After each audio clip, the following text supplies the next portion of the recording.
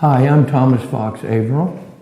The Hefner Heitz Kansas Book Award of 2017 was won by Andrew Milward for his story collection, I Was a Revolutionary.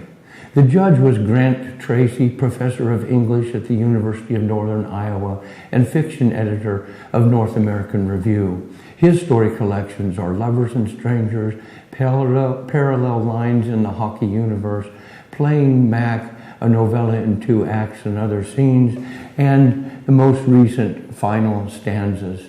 Grant was the recipient of an Iowa Regents Award for Faculty Excellence in 2013.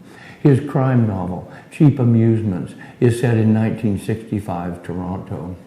About his choice, Grant Tracey wrote, I Was a Revolutionary, Stories by Andrew Milward, is a polyvocal text, both across and even within stories, mixing sensibilities from first and third person perspectives, creating a host of imagined probabilities as we experience Kansas history through the eyes of Quantrill, Exodusters, the Populist movement, the Goat-gland doctor, a college professor trying to write a proposal for her second book, the Black Power movement, and a failed revolutionary. This is a collection that makes us rethink and appreciate Kansas's rich history.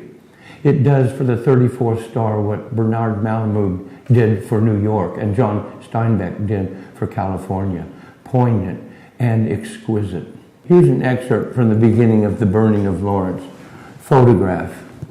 In the photograph from 1912, taken 49 years after the raid, the remaining men kneel, sit, and stand in wide rows 3 deep.